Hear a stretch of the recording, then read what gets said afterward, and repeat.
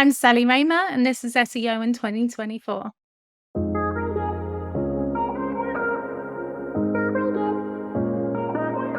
Sally, what's your number one SEO tip for 2024? It's about achieving stakeholder buy-in in a ever-changing SERP landscape, especially with the introduction of SGE looming on the horizon. So do stakeholders understand SGE? Not at all. So how do you explain it to them? So there's a lot of good material out there from other SEOs in the field, Alida Solis being one of them. She's published loads of material about SGE landscape and the effect that it's likely to have on the SEO landscape and how we do SEO as a business, especially in the e-commerce space. In terms of, obviously, this is an update that's going to reach different countries at different times. So it might not be affecting your marketplace yet. It might be something that you're preparing for the future. It might be something that's affecting a small proportion of your marketplace, as it is still in beta. It's not on every user experience. But yeah, I would say use a data-first approach. Be prepared, keep your ear close to the ground and be prepared for the changes that are coming up. So try and keep plan B in the pocket there. For example, if you have a good idea that SGE is going to give a PLP or product listing page experience, and what is commonplace among many marketplaces and e-commerce sites is to actually no-index those PDPs for cannibalization issues. You might want to think about how you might change that experience without losing too much value in your site. Another example might be how you're going to add that first-hand experience to your site. Is your authorship tagging up to practice? Do you have enough information about your authors? And are you actually tagging authors with the experience within your business, or are you tagging copywriters who may not be an authority on the subject that your site is talking about? Understood. So EAT is an integral part of it as well. What stakeholders are you talking about here? Is it people like marketing directors? So yeah, it may well be people like marketing directors who are leading a big team in-house. It may well be on the agency side. It might be your clients. Actually getting them to think about how it's going to change, how we're going to anticipate that, and how we're going to mitigate losing any search volume in that process. Or if we do lose search to site within that process, how are we going to gain that back? What metrics are we going to look at? What do we need to measure to ensure that we learn something from that process? Are you talking about gaining it back through SGE itself, through the AI-delivered results, or through different forms of content that can rank on the SERP as well? So yeah, I think it might be until we really get a tangible sense of how our content performs on SGE, it might be hard to gain it back through SGE itself. There might be certain searches where it is absolutely perfect for us to gain it back, and there's clear ways in which we can make quick wins. Or it might be, looking at other parts of the SERP and how we can gain it back there. It might be optimizing for new features. It might be adding new features to your site, such as video, or even adding user-generated content to site, which is performing really well in the last update. Are any stakeholders feeling that the overall value of SEO is diminishing because of SGE or because of changes to the SERP? Or are they not that at the stage of being able to actually make that kind of decision? I would say that my experience with stakeholders is they're not at that stage where they can make that decision or are ready to make that decision. It's something that they really don't want to think about right now. There's usually a lot of priorities that they want to think about first, and it's about the traffic they get into site now rather than traffic they're getting to site maybe 6 months or a year down the line when some of these effects trickle through.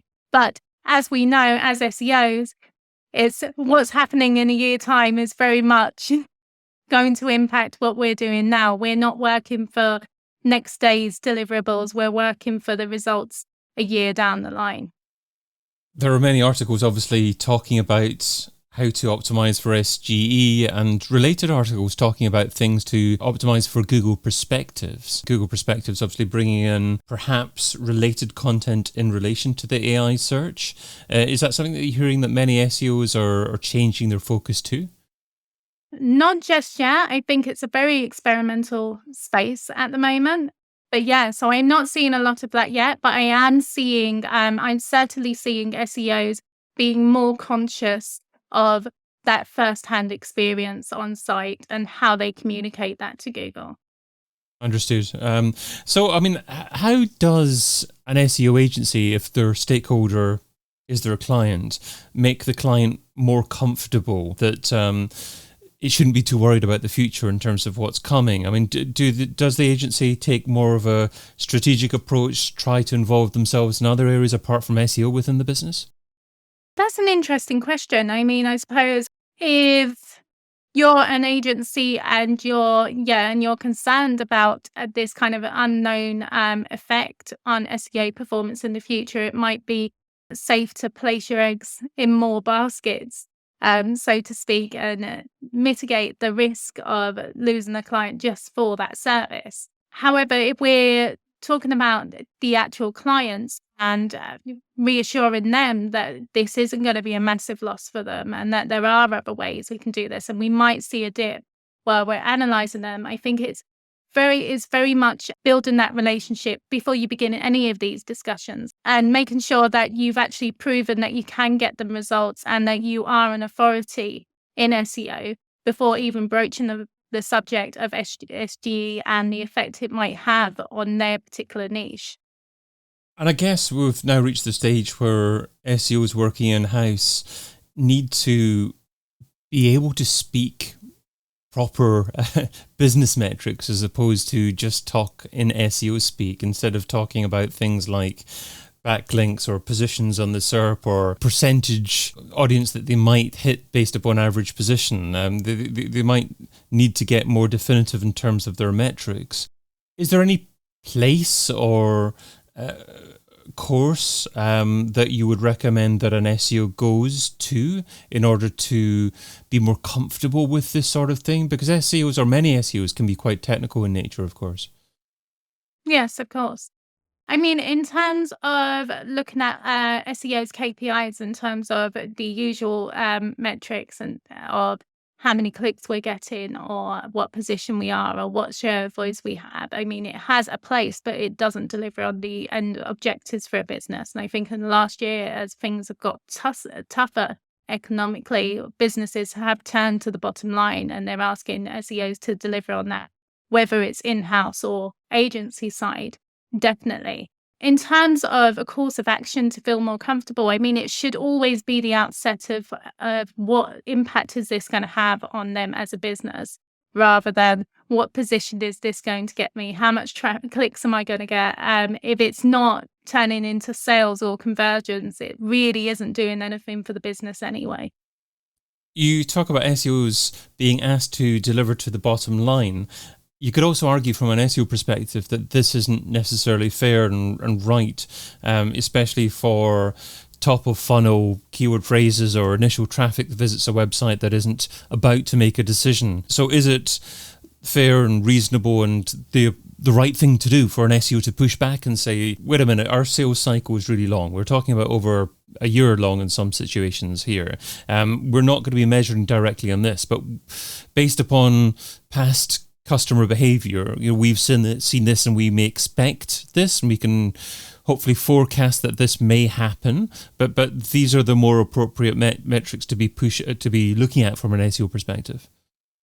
Absolutely. I would say that SEO should push back on that to a degree. I don't think they should ignore that their client wants to look at the bottom line or their business wants to look at the bottom line at all. I think, embrace that, but also embrace that SEO does play a larger role in the sales funnel. Be clear with your communication, and that includes in all your reporting, segment your keyword data, segment your clicks, your impressions, your sessions, and paint a really clear picture of what stage those users are in and where SEO plays a role in that acquisition.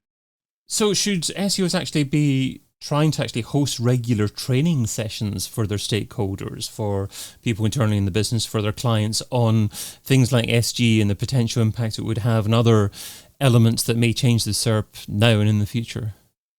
Definitely. It's something I do quite regularly. I like to hold workshops or afternoon learning sessions within the business to help them understand an aspect of SEO, especially if it's a big move for the business, and understand what's coming when there's a big update looming. And this might be SGE, or it might be the new core web vital metric, IMP, which is coming in in 2024. Okay, superb. And you talk about the constantly evolving SERP as well. Is there anything that has changed significantly in terms of the look and feel in the SERP over the last few months? I think, we've seen FAQs completely stripped from most businesses, and this happens quite a lot. If you look over the last 4 or 5 years, we've seen FAQs completely stripped from the SERP on a regular basis, and then people also come in and FAQs come out. We've definitely seen this happen in specific SERPs and not in other SERPs. Obviously, years ago, we had one SERP that was one SERP for all, and now we've got very different SERPs depending on the type of search that you're putting in.